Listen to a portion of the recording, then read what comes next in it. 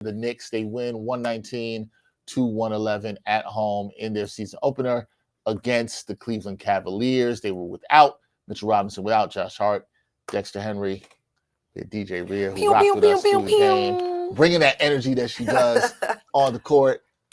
My guy, Bryan Fonseca here. So the Knicks go to 1-0. I think, I'm trying to think about like what the story is and the talk is from the game. Like a lot of fans are going to be happy they started off 1-0, right? And get that. You got to be happy about that.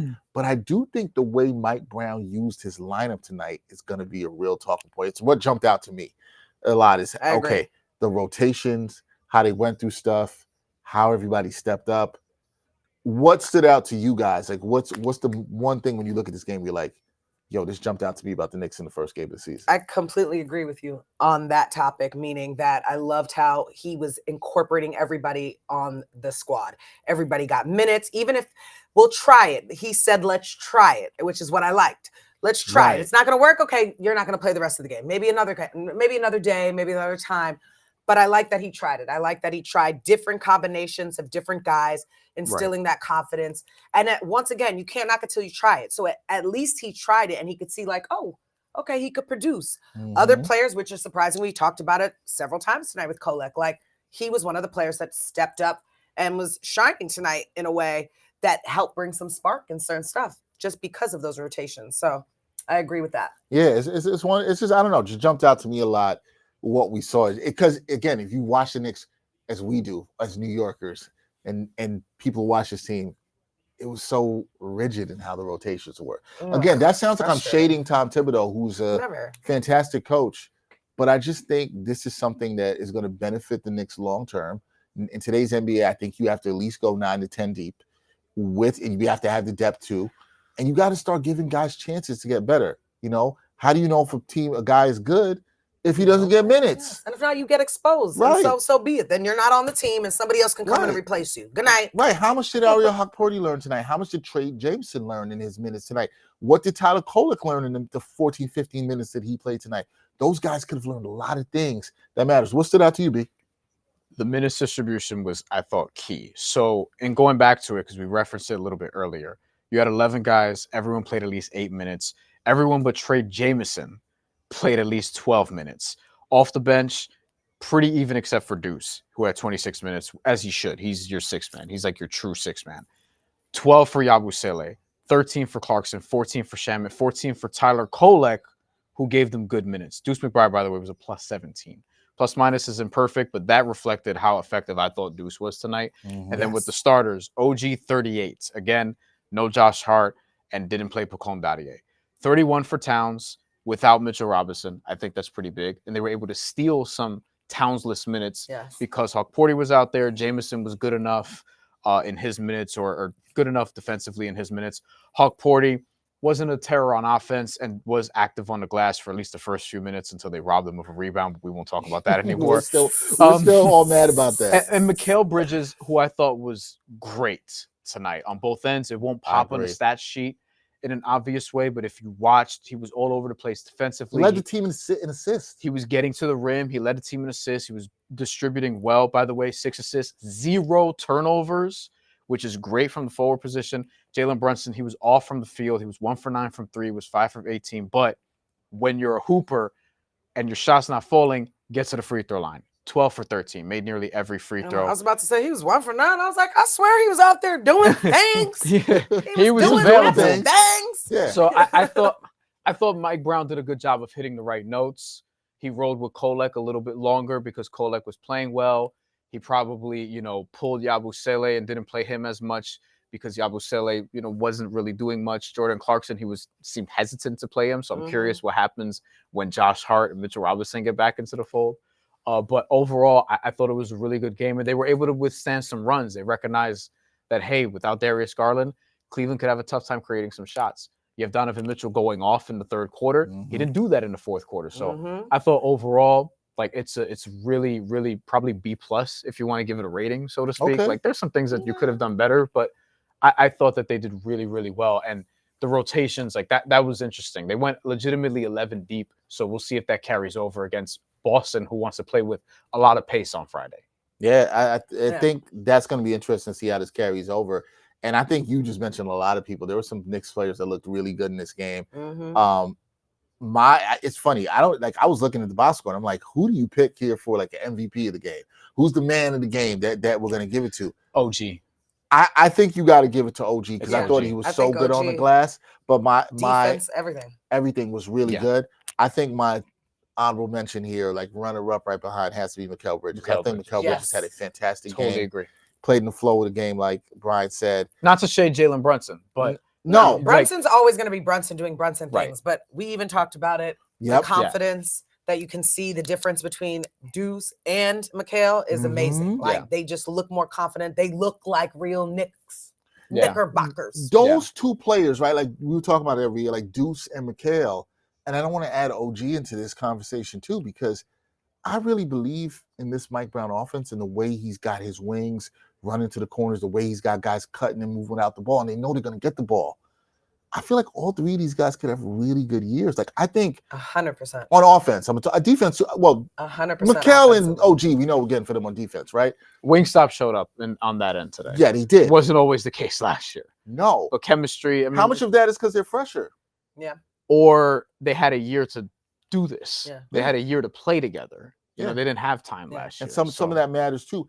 I think all those guys that we just mentioned, I really think they can cook in this offense. There's a lot of fluidity. There's Yeah. not like the ball's not Totally. as stagnant. Like before, if it wasn't in Brunson's hands or one of the playmakers, it was stagnant. And you'd be like, okay. And then it was like, we're struggling. All these guys look like they're like majority of the plays, their shot selection was great.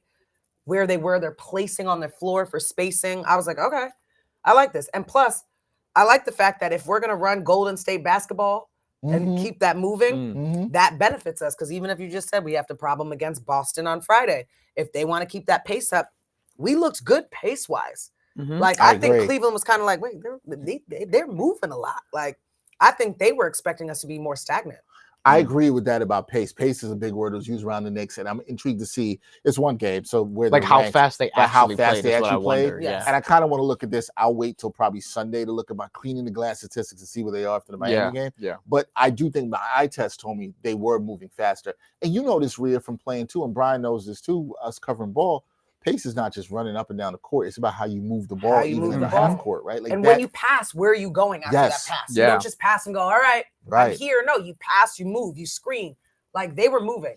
The only person stagnant was Jordan Clarkson. Yeah. Well, that brings me to something I want to ask both of y'all. Boston's going to play fast, by the way, and Yeah. Miami's not.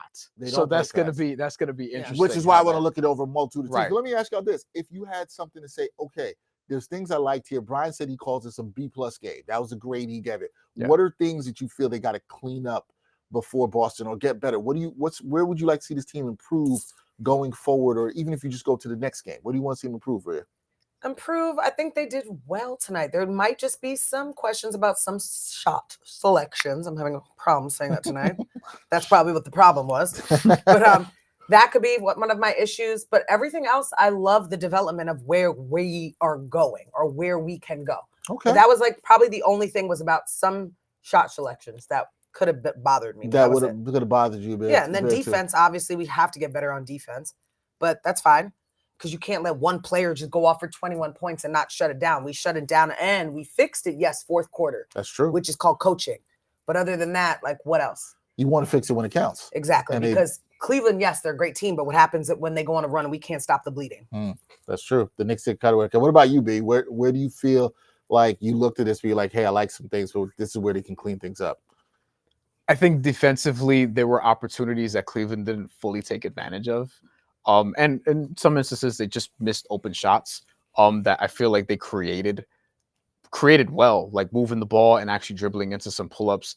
Evan Mobley, in particular, like if he's going to hit those 3-point shots, that's going to be scary once Cleveland's actually healthy. So it's going to be interesting how they adjust.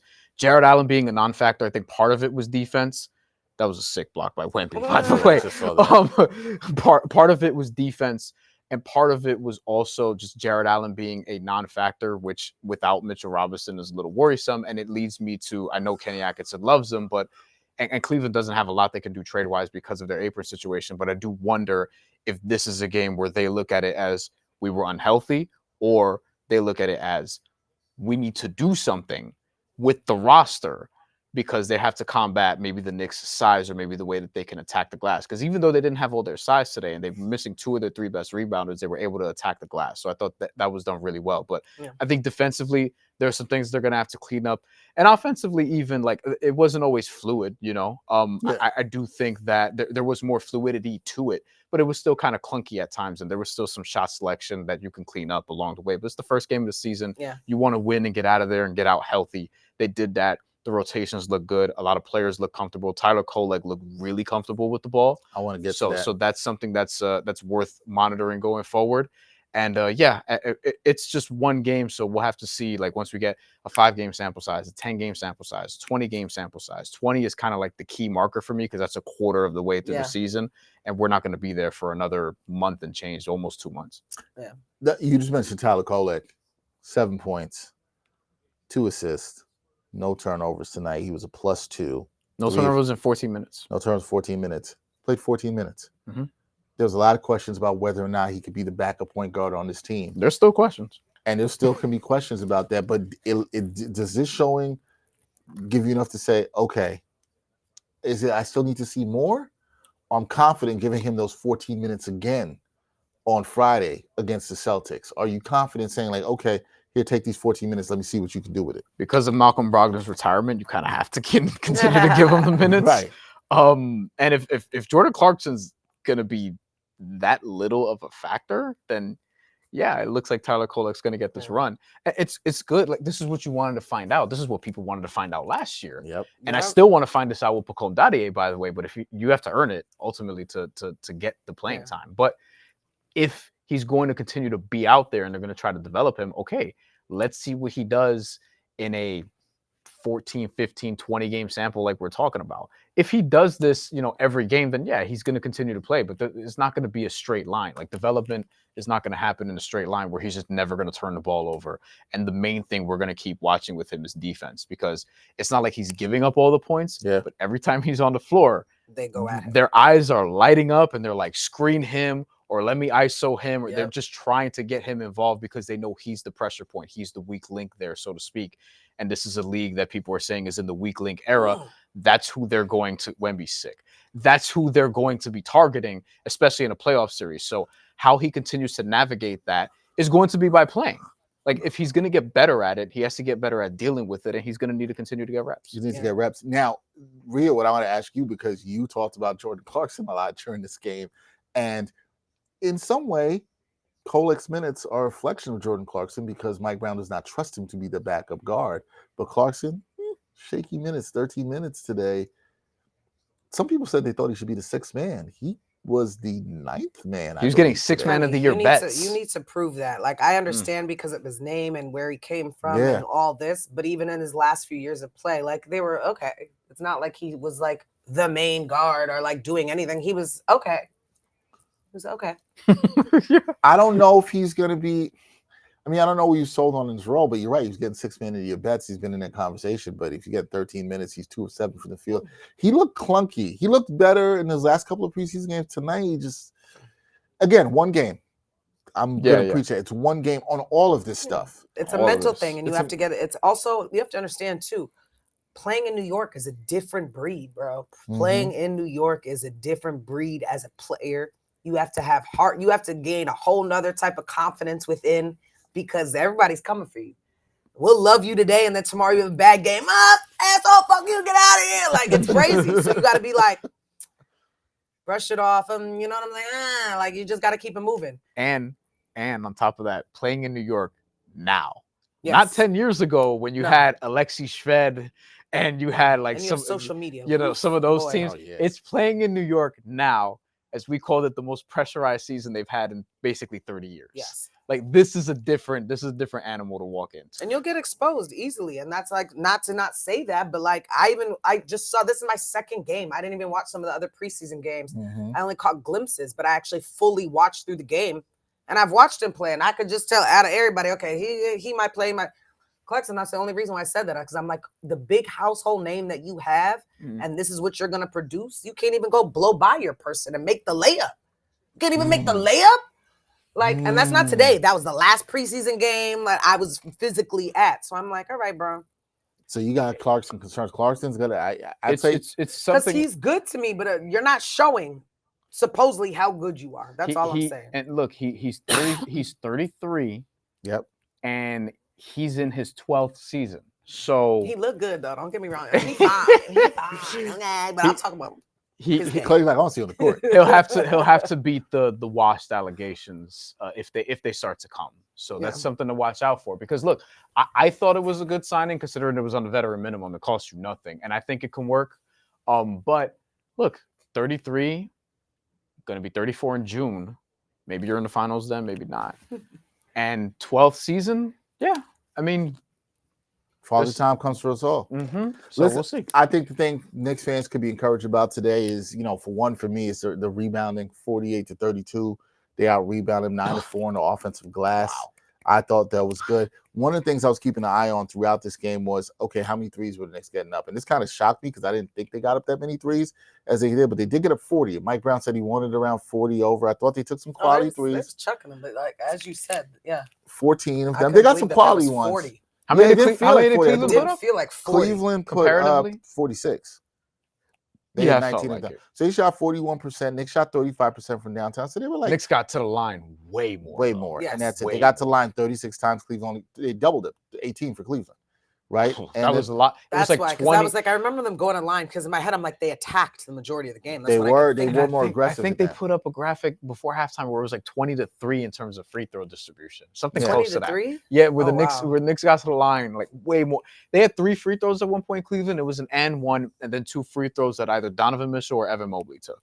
At one And I point. wonder how much those free throws came for them off of second chance points because the Knicks just killed them on the glass. So kudos Yeah. to OG. OG was great on the glass. That's what you need to see from your players when Mitchell Robinson's out, when Josh Hart's out. The Knicks were without their 2 best rebounders in this game Yeah. and Which is dominated on the wild. glass. 2 out of 3 because I don't Wow. want to 2 out of disrespect 3. Towns. Don't disrespect Towns.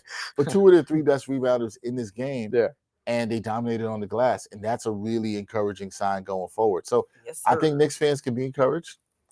1-0. Some Knicks fans are going to say they're going to go 82-0. Some Knicks fans are going to, we're going to go we taking a 82-0. chip. I don't think that many will say that. Nah, I I have hope faith not. in y'all that you won't say that. I hope not. We know we have intelligent Knicks fans that watch New York Got Game here. Let us know how you feel in the chat about this. But listen, again, I think Knicks fans could absolutely be encouraged by what they saw tonight. I think there's reason for optimism. I'm intrigued to see what Mike Brown does with his rotations going forward. Yeah. I was impressed with what I saw tonight. Yeah. I thought it was refreshing. He better not do this and then start punking and then going back to some Nah, I don't see it. Because I'd be like, bruh. I don't see it. There's a world where like, okay, this is the experiment. Exactly. And then 10, 15 games from now, it's like the rotation gets cut. Mitch and Josh Hart come back. So it looks a little different. I don't think it'll be. I still think you're going to see 9.5-ish, like he said. Yeah. I think it'll be 10. I think it'll still be 10 guys. The thing is, who do Josh Hart and Mitchell Robinson pull for? Obviously, Trey Jameson, no disrespect. But and that's, to be fair, those two are going to be that's going to be a recurring thing with both of them. Like neither of them are going to play 82 games. Obviously now, neither of them are going to play maybe even the minimum for awards 65 games. I'm not even sure of that. Yeah. Titan Steven here says they're going to be 96-0. I think he meant 98-0. 98-0. It would be, but that's not happening. Titan Steve. We know that. Someone said, but y'all are scared to say 60+ wins. I don't think they're winning 60 games. I had him at 56. I'll be optimistic. We're gonna win 60. There you go. You got it, Dev. I'll give you that energy. Dev, you got the energy I you got wanted. you, You Dev. wanted 60+ wins. 60's Ria's a lot. 60's a I lot. got you. Do I think the Dev. Knicks can win 60 games? Sure. Yeah. I think they can. I think a lot depends on how they're managing the season, what happens to Mitchell Robinson. And I guess that's the thing we'll get as we close here, because the headline at the top of this game was, okay, no Mitchell Robinson, no Josh Hart. Cat was doubtful for a second. Then he actually ended up playing. Our Stefan Bondi reported that. How concerned are you about Ria? You talked about it. You at the beginning when you came in here, you were like, oh, the injuries, I don't know. Are you concerned about it if we don't see Mitch sooner or later? And Josh Hart has a back. If you're trying to play basketball with back injuries, that is tough. I mean, play anything that's with very back tough. But to see the performance that they displayed tonight against one of the top teams, in the East in general and just in league from last year, I like how they played. And once again, I like how they instilled confidence in all the other players that were not getting burned, that were not getting minutes and all that. So to me, I feel like we'll be well off. The only problem is obviously when those players get healthy, is everyone else going to be able to adjust, which is obviously a thing. But if not, and we're playing with the DC strings, and this is how we're looking, come on now, bring it, you know? Yeah, I'm encouraged to see how the player. I think it matters to see how players step up. Bryan, where's your concern level with the injury, especially for Mitchell Robinson, Josh Hart? I mean, those two are going to be lingering all year, and the issue is if they do continue to linger, like we all kind of expect / fear / we're getting told even by Stephen Bondi, who's reporting on it, like, yeah, this seems like it's part of a plan. Look, if you're sitting out because of load management on opening night, you're going to sit out throughout the season, like at various different points. Like that just is what it is. So what happens if Jalen Brunson tweaks something, or if Karl-Anthony Towns, who has tweaked a lot over his career, like there's an injury history there, what happens if he has to miss time, which is why I think they need another big man in their rotation. Exactly. That's the only thing that I think we're missing. Unless Trey Jameson could actually play serviceable 10, 12-minute stretches all season long, then okay, maybe you don't. But I think part of this is also do they have the talent to win 60 games? Sure. But it's not really about that. It's about being able to navigate through just the injuries that are going to happen now to every single NBA team, because literally almost every team except for maybe the Raptors and I don't know, a couple others have some sort of injury going into the season that's lingering. That's just the reality of the NBA now. And the teams who are absolutely loaded, loaded, those are the ones who are able to take advantage of it. Because Oklahoma City, they're a different demon. They're different. So Cleveland last year even. And Cleveland was missing 3 of their best 5 players, or 3 of their best 6 players, with Strus, Garland, and DeAndre Hunter. So those are big losses in that regard too. So that's another thing to take from this. It's just because you're shorthanded and they're shorthanded doesn't mean it's going to be the case. Right. Because if Hart and Mitch don't play against the Celtics, and I know the Celtics aren't as good, but they're still a team that you have to account for. So it's going to be hard to win 60 games. And I don't think that should be the mission either. You're trying to get to the finals. So if you have to sacrifice a few wins to get there, then fine. I do think they could be like a 55-win team, though. So I guess I'm not far off. Yeah, I think at the end of the day, it's about, are you built and healthy enough to win the East? Dev here says 63 in the chip. That's his predictions. Any final thoughts from you guys? And Ria, what's your prediction for the Knicks this year? You think they go New York, go New York, all the way? They going all the way? New York, go New York. That's what it sounds 100%. Like to me. Okay, 100%. Once again, if you didn't hear it before, I am that one New Yorker that, yes, I believe we are always going to win. I always believe that we're going to take it. You have to have that energy and you have to believe. If not, then why are you here? Got to believe. You're going to sit in the seat. You got to believe. I think they absolutely can do it. Will they do it? I'm with Bryan. I don't think they have to win 60+ games. If they get it, it's dope. But if they just be healthy. Yeah, I think just be healthy and be ready. And if they go through this season and guys learn, like we're talking about the young guys, like guys get opportunities like Kolek, and you're at the end of the year, you're like, man, Kolek doesn't look that bad on defense as I thought. Oh, Pacome Dadier is actually getting some minutes. Ria can say his name again. You know what I'm saying? Jordan Clarkson is not, looking terrible. Trey Jameson got some important minutes. Ariel Hukporti is a trusted backup. If you're saying those things at the end of the season, you can feel good. I agree. You can feel good about the next team. Any final thoughts, Bryan? Yeah, I want to see how this looks after more of a sample size. But today was good for them. Today was encouraging signs all around. They navigated the Cleveland matchup. I disagree with them being underdogs before the game. I was confused at that, how that sort of turned betting wise, how they became underdogs before the game. But we'll see. But we need more. We need more disrespect. We need more of a sample size. And as far as us, we'll be back tomorrow because we're going to preview Knicks Celtics. So we'll talk more about Game 2 tomorrow coming up. The Celtics are in a dogfight with the Sixers now. VJ Edgecombe has 30-something points in his debut, and I was telling people before the draft that he's going to be fucking awesome. So I'm excited about that. Nah, he's I'm I know Cooper Flag is great or whatever, but I'm telling y'all, VJ is going to be a problem. VJ is going to be a problem. Maxey has 40, by the way, in that game. Wow. Their backcourt's their only hope. All right, Ria, you were the first person to sit in the seat this season for a live watch party. Yeah, we 1-0, 1-0 in the seat. Yeah, we always say this about people. You have to know what your record is. Not everybody's come up here and won. Ria came in, and the reason I said we brought Ria because Ria has got a championship ring with the Liberty. She is the in-arena host. Please check out there, brings the on-court energy. Check out her podcast, her W podcast on SI. It is fantastic. Check her out. Rivaled in Miami. Yes. This off season. Rucker Park champion. Rucker Park champion. Did you win a title in Germany? I didn't. It's okay. It's okay. Okay. I won plenty throughout my life. No, All right. she was like, I'm gonna let you know I'm And a the winner. most important was the championship WNBA New York There Knicks we go. ring, Yes. because after 20-something plus years, we deserve it. They Yeah. deserved it. Now Yeah. we So, got Came now, close a lot too a before lot that. of- It took yeah. a while to And this get past there. year, it's okay because of injuries, plague. We'll be be back. We'll Liberty be back. gonna- you know, and then we got when we do some Liberty watch parties. Well, you can't be at the Liberty watch party. If it's a road game, we can get you here. If it's a If road it's a game, home I will game, be in you're studio gonna- with and I y'all, will and I will 100%. I will be at the game with you if there's a home game. But I gotta get you on Liberty lately too. But you're 1-0. You brought the championship energy. Hopefully, we bring the championship vibe to the Knicks. Listen, I'm here. I'm giving that energy to my Knicks. That's who I love, and that's who I came to support, my New York teams. And thank you guys for having me. I had a blast. I can't wait till we do this again. I'm 1-0, so the Knicks heard me through the TV yelling at them. Just so you know, 1-0. Let's keep it going, y'all. No, seriously, I appreciate you, sis, for coming through. I really felt like you were going to be a great guest on here, somebody to kick the season off. I just knew your energy is just somebody I always love I talking love to. this. I have to come back. I love talking shit. Oh, and I gotta tell people, I love this. I remember when Ria and I first spoke, and I had seen Ria doing the in-arena hosting, and I think the first time we ever talked was not this past season, the last season when the Liberty won. It was at the Commissioner's Cup when they did it out in Long Island. Yes. And I saw you talk for the first time. And I remember you sitting down, and I talked to you. I think it was like in the meeting room, and I was like, "Oh shoot, I didn't know she was that tall." Like, I had no idea. I was like, "Oh shoot, she's legit." And you're 6'3". Yeah. I So didn't know like, she was that tall. Then we talked, and I was like, "Oh shoot, I didn't know that." So that's why I always wear sneakers at the game. Imagine me running around in heels. You'd be like, "Is she on the team? Who is this 6'6" girl I'd be running like this. around?" I'd be like this because I'm I always got my J's on. I'm not 5'10". Always.